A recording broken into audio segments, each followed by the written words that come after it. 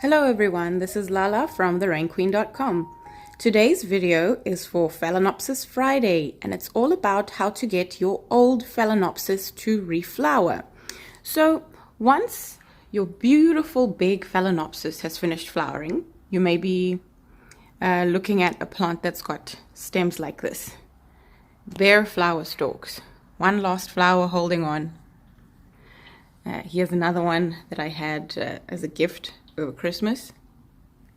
So you can do two things when your Phalaenopsis are like that. You can either cut off the stems, which is what I did with this one. I cut off the flower stem, and the plant is doing well. It's growing, it's making a new leaf, so it's going to have more energy to put out more green growth and more flower stems later on. Now this can take anywhere from 6 months up to a year for it to get another flower stalk initiated.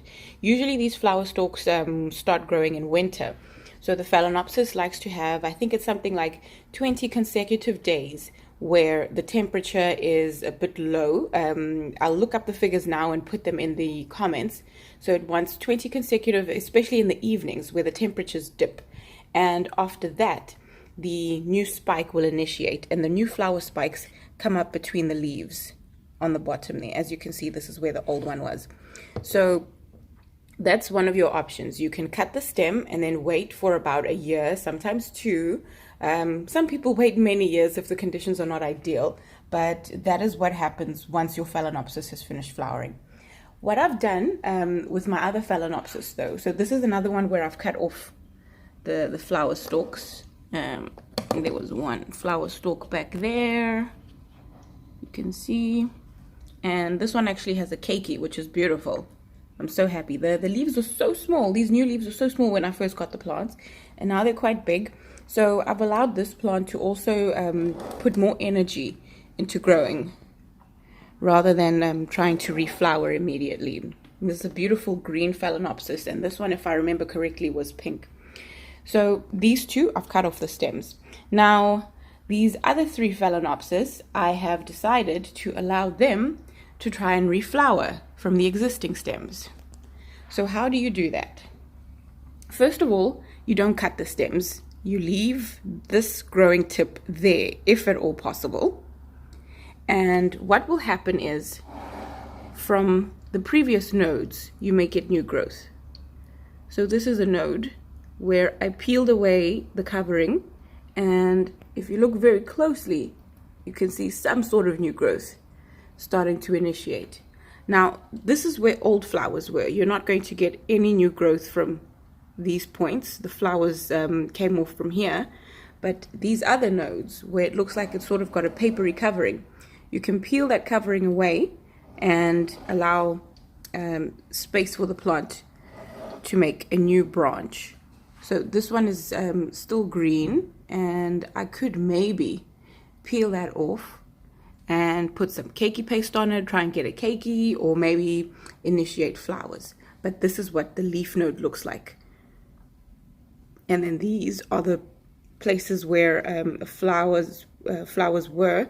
This was a branch, and that also dried up. So on my bigger Phalaenopsis, lots and lots of stems. I'll add some pictures of what this beauty looked like when it was in full bloom. Lots and lots of stems.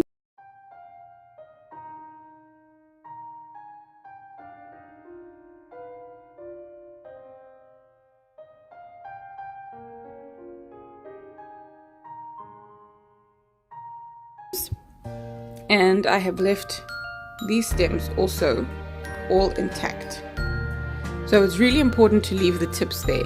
Now this one had a flower on the very end which broke off, but there is still a bud here. Once you cut the stems, even if you cut them here on the ends, they tend to start drying out, and then they dry out from these terminal ends all the way down. So try to avoid cutting the stems at all if they are still green and you would like to try reblooming. It's really a personal choice. So if you want more flowers sooner, you can try and get it to rebloom. And if you want your plant to get much more blooms in the same season, you can try and reflower it.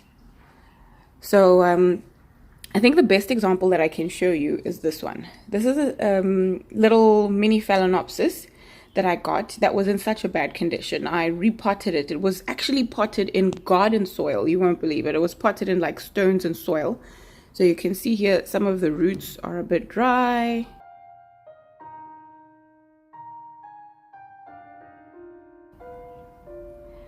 And there are a couple of healthy ones. So I've had to repot it in sphagnum moss because I currently don't have a source of wood chips. So I water it very, very sparingly. I don't water it as regularly as I would back home where it's very dry. So I water it very sparingly, and then I also make sure that I've given it a very humid environment. Now, this is what I do for humidity, and the camera is all steamed up. This is a 5-liter humidifier. It's a cool humidifier. And I leave this going on the whole day. Even with the air conditioning and the heating that I have in winter, I've decided that I should keep the humidifier on specifically for these plants. And what I've noticed is that with the use of this humidifier, this little plant started to put out new buds and new growths. I was just hoping that I could initiate new growth, but it actually worked, and I've seen that the change came with this all-day use of the humidifier. So if you look closely, you could see that this is making new buds. There's a bud there, another one on the other side, and another one on this side again, and another one on the end. The one on the end sometimes doesn't open up, but these other ones closer are definitely going to bloom. And although this was cut off, or it broke off, it's not drying because of the humidity. The whole stem is not drying. There's a new stem that's going to form here as well. There's another new bud or new stalk coming up here. This beautiful one there. And you can just see from how they look that they are full of moisture, and they're definitely benefiting from the ambient moisture. And here's another. Oh, the camera won't focus. And this is another leaf node that I sort of peeled away and added some cakey paste to see if it could form a keiki. So this seems to be the secret to getting your Phalaenopsis to rebloom. This big one was in another room, and once I saw that this small one is actually starting to put out these branches so quickly, like this literally happened within the space of 2 weeks, I've decided that, okay, let me bring this big one out from the other room and also give it all of this wonderful humidity and see what it does. And some time ago, I had actually started peeling the nodes and adding some keiki paste to these, but nothing has really been happening. So I'm going to see now within the next couple of weeks if my theory is going to hold true, my hypothesis that these Phalaenopsis respond positively to high humidity, which initiates the reblooming of the spikes. Because I've tried many times to get my Phalaenopsis to rebloom on their stalks, and it's been hit and miss. But this little one actually really convinced me that humidity is the key to getting Phalaenopsis to rebloom on old flower stalks. So that is a video today for Phalaenopsis Friday about trying to get Phalaenopsis to rebloom. And as I've said, there are two options. You can either cut off the old flower spikes and wait for 6 months to a year for the new flowers to start, or you can leave the stems on if they are green and see with added humidity if your Phalaenopsis will rebloom. And of course, you will need added humidity and sunshine. These, as you can see, are in quite a sunny spot near a window.